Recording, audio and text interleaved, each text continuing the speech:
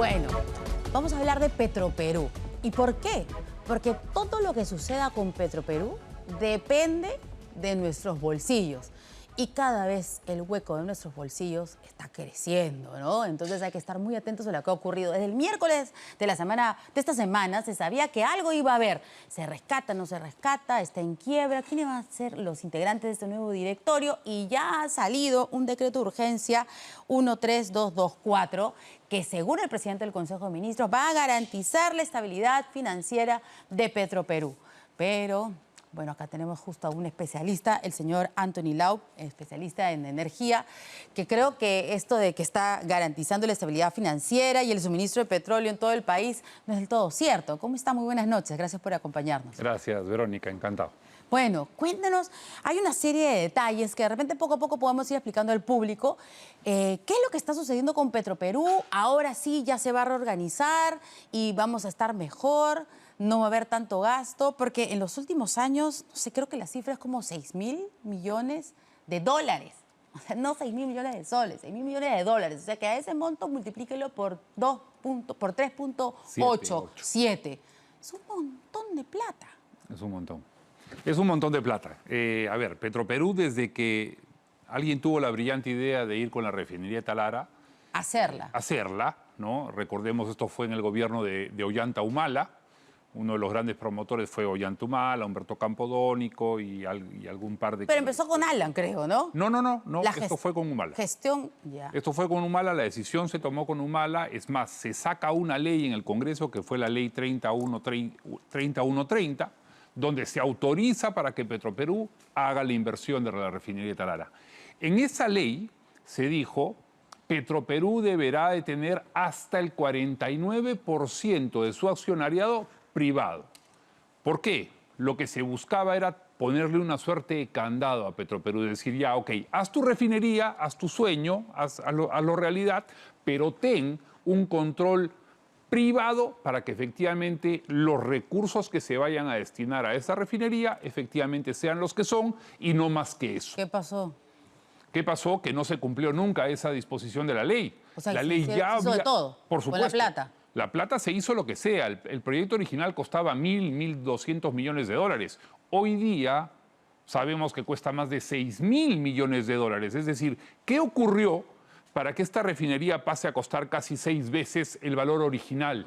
Ya sabemos cómo funciona eso, ¿no? Ya varias veces ha sucedido. Yo siempre digo que hay 6.000 millones de buenas razones para que cueste más una cosa que es hecha por el Estado, ¿de acuerdo?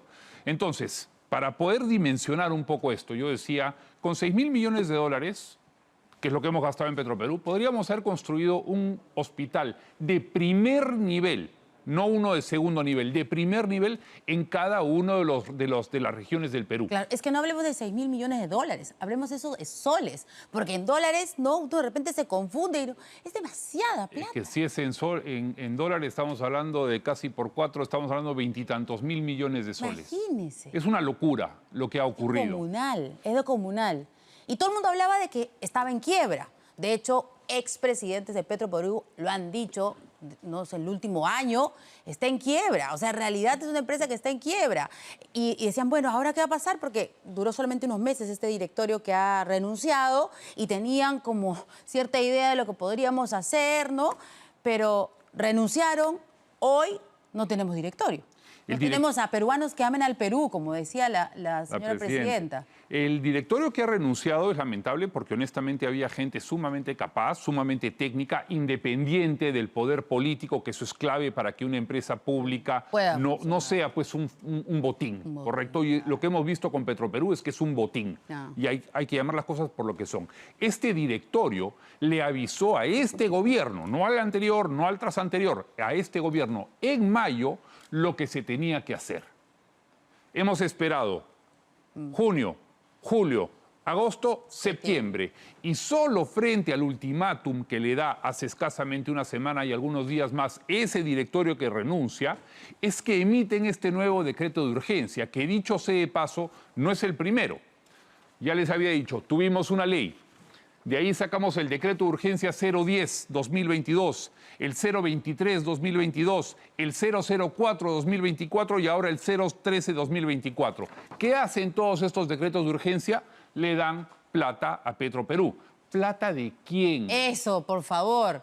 ¿Plata de quién? La plata es nuestra, de todos los peruanos, de todos los ciudadanos, para poder financiar un proyecto que no tenía ni pies ni cabeza, que nunca tuvo pies ni cabeza.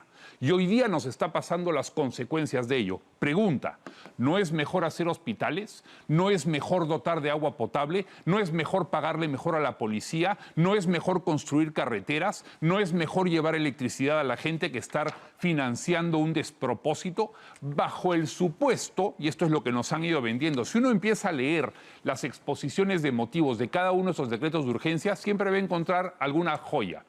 Pero lo que siempre dicen es, no, es que Petroperú cumple un rol social. Claro, abastece de porque abastece combustible a las zonas donde el privado no quiere llegar. Así es. Y tengo entendido que eso es como el 25%. Menos, el 25% es la porción total del mercado nacional que tiene Petroperú. Hace 10 años atrás, en realidad hace 6 años atrás o 5 años atrás, Petroperú tenía el 50% del mercado. Hoy tiene el 25%. ¿Eso qué quiere decir? Que ha perdido 25% del mercado. Es decir, si es que tuviésemos, por llamarlo de alguna manera, 10 clientes, yo Petroperú antes tenía 5, hoy día tengo 2.5.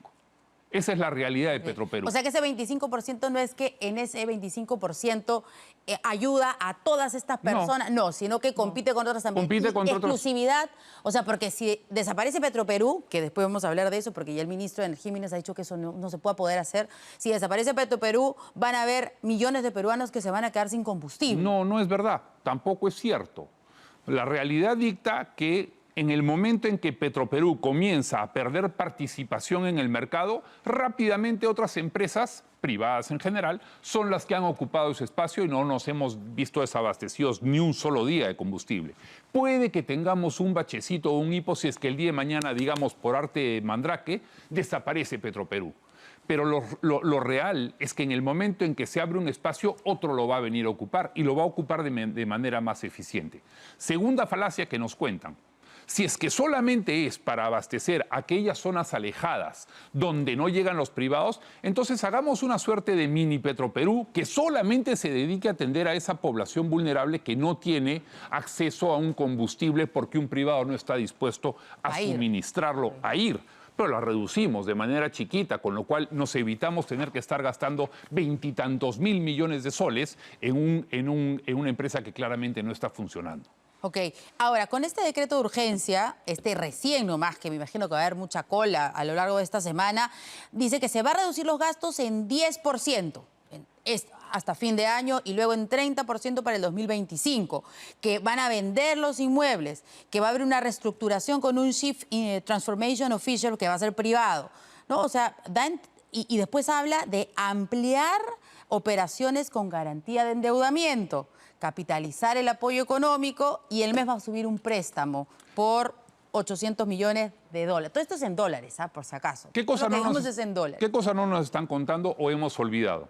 Para financiar Petroperú, la refinería de Tarará, Petroperú emitió bonos por 3.000 millones de dólares y se hizo un préstamo con una empresa española. ¿Por qué? Porque la empresa que construía la refinería o que construye la refinería era una empresa española, o casualidad, por 1.300 millones de dólares. Lo que no nos dice este decreto de urgencia es que esos préstamos que fueron obtenidos a nombre propio de Petroperú, vía bonos, sin la intervención del Estado, somos nosotros, los peruanos, los que tenemos que pagar el servicio de esa deuda este año completo. O sea, de tu bolsillo, de nuestro bolsillo, del bolsillo de todos los peruanos, tiene que salir para pagarle a esta empresa que se llama CSCE, que es la empresa española, y a los bonistas. Los intereses que se adeudan, que Petroperú adeuda, por este año completo. Eso tampoco nos están contando. Tampoco nos cuentan que acaban de capitalizar 750 millones de dólares del primer decreto de urgencia que se dio. Es decir, ¿del 2022? Del 2022. Nuestra plata. ¿Qué significa eso? Que nos han vuelto accionistas, que en realidad esos 750 millones de dólares que se habían otorgado a Petroperú, que nos tenían que devolver Petroperú, no nos los van a devolver nunca más. ¿de acuerdo? Tercer elemento, no solamente eso, sino que hay que pagarle un crédito que dio el Banco de la Nación, este fue en el decreto de urgencia 004, por 800 millones de dólares. O sea, solamente con este decreto de urgencia le acabamos de regalar a Petroperú 1.550 millones de dólares. Más. Y encima le estamos diciendo, no te preocupes, como sé que te falta capital de trabajo, el Banco de la Nación te va a financiar 1.000 millones de dólares adicionales. Ya sabemos cómo va a acabar eso, esos 1.000 millones de dólares los vamos a terminar pagando nosotros. ¿Por qué? Porque la pérdida de Petroperú acumulada por el 2023 y la mitad del 2024 son 1.500 millones de dólares. La pregunta es, ¿de dónde va a salir toda esa cantidad de plata para devolver préstamos? No alcanza con los inmuebles. No alcanza. No, los inmuebles estamos hablando, los inmuebles pues, eso es una gracia. 1.500 millones de dólares ya es un dineral, nada más. Así es. Demasiada plata. Eso es lo que ya se le dio hoy día. Claro. Y lo que tiene en pérdida solamente por un año y medio son 1.500 millones de dólares. Esos inmuebles, dicho sea de paso, ya habían sido dados en contragarantía al MEF en febrero de este año. Ya estaban en contragarantía. O sea, no hay mucho ahí que vender. Entonces, ¿por qué no los hemos vendido hasta ahora? ¿Qué ha pasado? ¿Qué pasó? ¿Qué ha pasado entre febrero y septiembre que hemos sido incapaces de vender esos inmuebles y realizarlos ya mismo cuando sabíamos que la situación de Petroperú era crítica desde hace muchos años atrás? Bien, señor Lau, hay muchas preguntas que queremos que nos respondan el ministro de Energía y Minas, el ministro de Economía o el presidente del Consejo. Lo más crítico, y perdóname que termine con esto, Verónica, favor. efectivamente, tú has hablado de una suerte de oficial principal de transformación, que en teoría va a ser un privado. Lo gracioso es que no tenemos un directorio independiente. ¿Quién va a designar a ese oficial de cumplimiento? ¿Quién va a ser? Pues, los que entren. La misma gente de Petroperú que ha llevado a Petroperú al desastre. Un directorio que esté con la cerviz hacia abajo del gobierno de público, los que aman al Perú, o sea, Oscar Vera, Pedro Chira, volverá ese señor infame Hugo Chávez. Ellos van a ser los que escojan a esa empresa que va a hacer la transformación de Petroperú. Yo me temo que no va a ocurrir y que nuestro dinero se va a seguir yendo literalmente al desagüe. Hay alguien que se ha hecho muy millonario, ha dicho ese de paso. No sabemos quién es, pero alguien es. Ya lo sabremos. Ya lo sabremos. Ya sabremos pronto. Muchas gracias. Encantado, Verónica.